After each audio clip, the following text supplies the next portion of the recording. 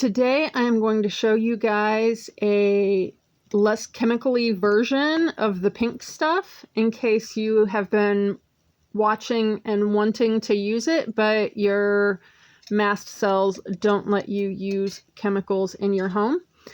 That is where I find myself, and I've just had to adapt my cleaning products to be very simple and less chemically. So I do have a couple of basic things here: baking soda and Castile soap. It doesn't really matter what kind of Castile soap you get. You can get the citrus version like what I mostly used today, or you can get like a fragrance-free version if even essential oils cause problems. You can usually find Castile soap in a variety of fragrances and even made with a variety of oils, and they will typically tell you if it's coconut or hemp or olive or what.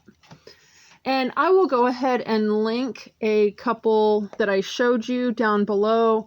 I typically get a 32-ounce bottle for about $16 from As Your Standard. And then you're just going to simply want to take your lidded jar, container, whatever, and you're going to start mixing 2 parts of baking soda to 1 part of Castile soap. So here I am using up the almost empty bottle of citrus. Now this is the Dr. Jacobs. It is a little bit thicker for some reason than the Dr. Bronner's, so it does clog my hand soap dispensers a little more. You just have to water it down a little more than otherwise.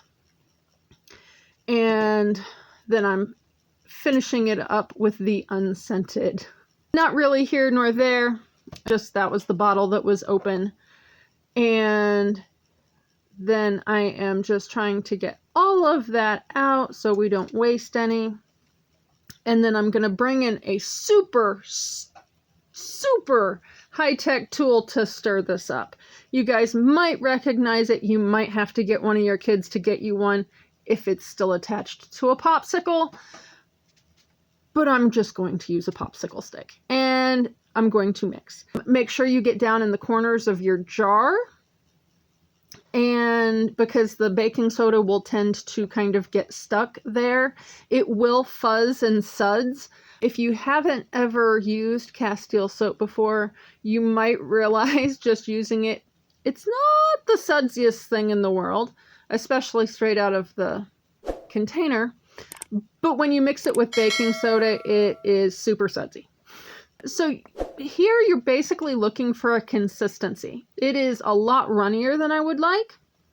So I'm going to add another part of baking soda.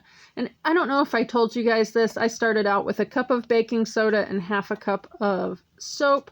So I'm just adding another half cup of the baking soda.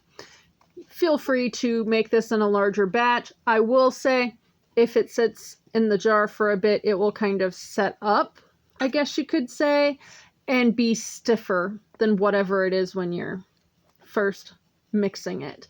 And if it's still too loose, but you think you're really close, just leave the lid sit off of it overnight. It'll harden right up. If you get it out and you're using it and forget the lid to put the lid back on it, you can always just add a little bit of water, put the lid on, leave it sit, it will soften back up. And so it's really that simple. Just take a damp rag, work in circular motions on the area you want to clean, whether it's an oven, stove, sink, bathtub, whatever.